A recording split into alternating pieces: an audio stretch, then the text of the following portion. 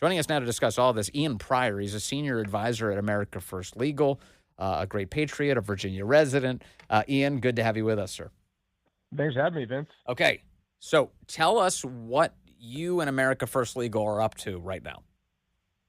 Well, yesterday we sent a letter to the United States Department of Education's Civil Rights Office, requesting investigations into 5 Northern Virginia school districts for violating Title IX and not being compliant with the president's most recent executive orders. And those school systems are Alexandria, Arlington, Fairfax, Loudoun, and Prince William County.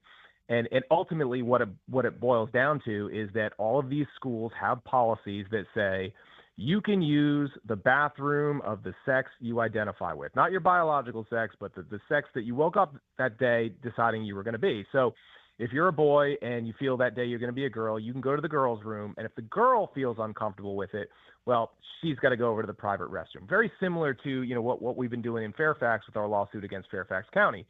And, it's our position, and it's pretty clear from both the executive orders from President Trump and the recent Dear Colleague letter released last Friday by the Department of Education, that Title IX is there to protect people on the basis of biological sex. Yes. These policies do the exact opposite of that. There is no way that you can protect somebody's sex-based rights based on biological sex and gender identity at the same time. It is completely incompatible.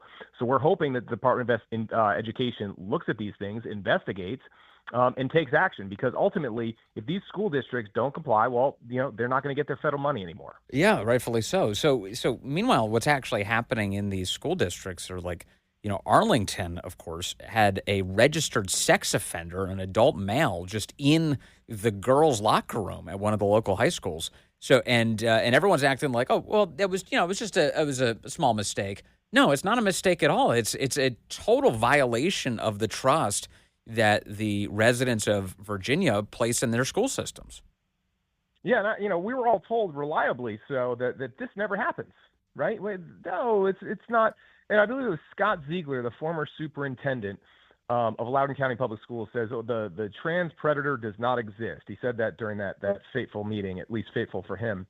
Well, look, I don't know if this guy in Arlington was transgender or if he was just a sex predator trying to game the system, a system that Arlington County Public Schools laid out a red carpet for him to abuse.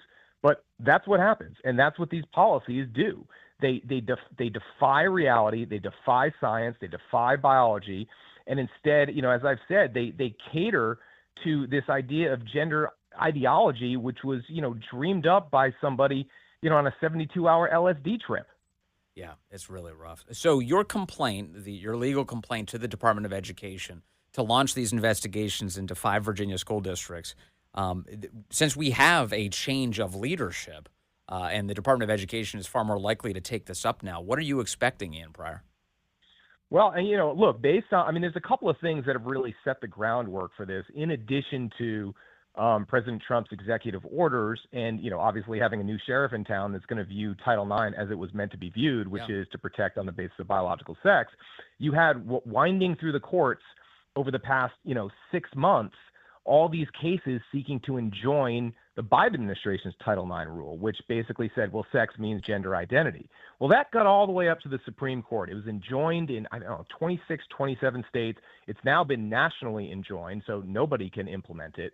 But it gets up to the Supreme Court, and what the Supreme Court did was there was a 5-4 decision in which they upheld the injunction. And the reason why it was 5-4, the 4 dissenting justices said, well, look, we don't believe we should enjoin the entire Title IX rule, just the part related to gender identity. So what you had was all 9 justices of the Supreme Court saying, yes, sex does not mean gender identity, right? And so if the Supreme Court is willing to uphold an injunction on that basis, then certainly that is the law, that is the supreme law of the land. And to the extent these schools want to defy it, they're going to pay a price.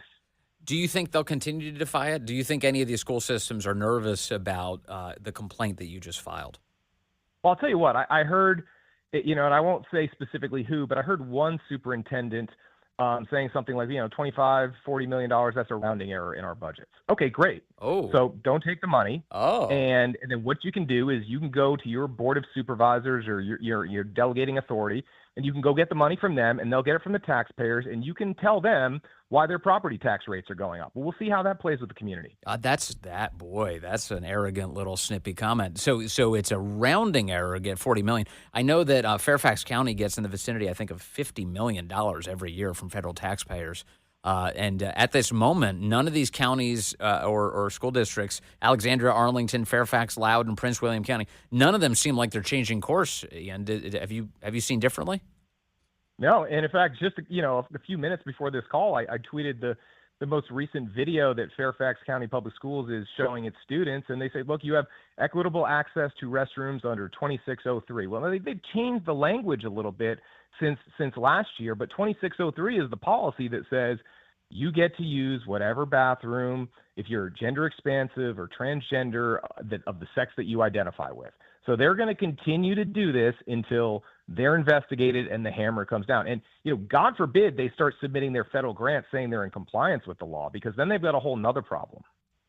So meanwhile, what's happening in Virginia, Ian Pryor? I mean, I know that, Governor Youngkin can't abide this. Attorney General Miyares can't abide this. So what is their attitude? What have they done to try and address this issue? Well, I know that they obviously put out the model policies, and I think some schools have fallen into line. You go to, for example, the West Point school system, right? That's the one that was sued by Peter Flaming. Well, you look at their policies now, and they're in line with the model policies. Yeah. Unfortunately, what you have here is an extension of the swamp in Northern Virginia, and they say, look, we're not concerned with what the governor or the attorney general is going to do. We've got power in the state Senate. We've got power in the House of Delegates. There's no law you can pass, so we're going to keep doing this, and we're going to use Title IX, the Biden administration's Title IX, as our justification for doing it. Well, that's now gone. So it really is now at the level of the federal government to be able to go in there and say, well, what we can do is we can take your money, and then you can go explain it, right? Yes. So all these superintendents, all they care about is their budgets, right? They will play along with whichever special interest group gets them, the most money they can get that they can distribute to all their cronies. Well, hopefully that gravy train comes to an end. This is why. So is Title IX limited to just a kind of a monetary penalty? In other words, they remove federal funding, or can we pursue criminal charges against people who are abusing children? Well, it's interesting because some of the things are related to Title IX. For example, the bathroom policy, right? But the pronoun policy, well, that's a constitutional issue. That's not necessarily written into Title IX. It's certainly been part of the executive orders. Not telling parents if children are being, requiring to be called by a different pronoun or use a different bathroom. Well, that's a 14th Amendment issue, right? So now you're getting out of probably the jurisdiction of the Department of Education, and now you're getting into the jurisdiction of the Department of Justice. So this is sort of, and that's one of the things that the EOs from President Trump is directing, all the departments, the cabinets, the agencies to really work together to figure out how to start enforcing this, because some of this stuff might be Department of Education, some of it might be the Department of Justice. I do think that President Trump has an opportunity here to send shockwaves through the abusive school systems all around the country that are similar to Northern Virginia. And I have been saying, and I think he should do this, I really do, and I hope he takes me up on this idea. He should go to a school board meeting. He should go to one of these school boards, show up at the school board meeting, use the public comment period, and speak directly to this school board, or at the very least, have a press conference right there at the school board meeting, and condemn the school board for the abuse of these children in that district, and announce right there on the spot that he is stripping, let's say in Fairfax County, $50 million in federal funding. It is gone. Poof. I mean, how do the school boards react to that if he brings the attention of the world directly to these districts? Yeah, I mean, that would be something. And we talk about here, Northern Virginia, but you can also throw Montgomery County Public Schools into that mix. Yeah. Right around Washington, D.C., this is where the federal workforce is. This is where all these ideas are dreamed up and tested, which is why Northern Virginia is such a critical point for enforcement. Because this is where these things have been tested going back to, I think, 2015 in Fairfax. So yes, this is a place to make a stand, and I think President Trump can absolutely do that. Yeah, they're moving so fast. I mean, this is one of those situations where a lot of legal groups try and file letters to have things investigated, and sometimes it happens, sometimes it doesn't. I have a feeling that this is one of those unique circumstances where there's a high probability that the Trump administration is going to follow up on your request, and I really hope they do, Ian Pryor. I think this is a big moment. Yeah, and here's the other thing. Think about all those people that are going to work in the Trump administration, whether it's the Department of Education, Department of Justice. Where do you think they live? Where do you think they send their kids to school? Yeah. You don't think that they're sitting here seeing this stuff as well? Of course they are. Yes. So it's no longer just, you've got your Biden administration people that are perfectly happy with, having boys in girls sports and locker rooms and restrooms, and then implement that stuff nationwide. No, it's a totally different ballgame here with people that are committed to actual reality. Yep. And even if they don't have kids in those government schools, they're paying for them, and their dollars they're being used to abuse children, which is horrific. Hey, Ian Pryor, thank you very much with America First Legal. Thanks for always being on the right side of all these fights.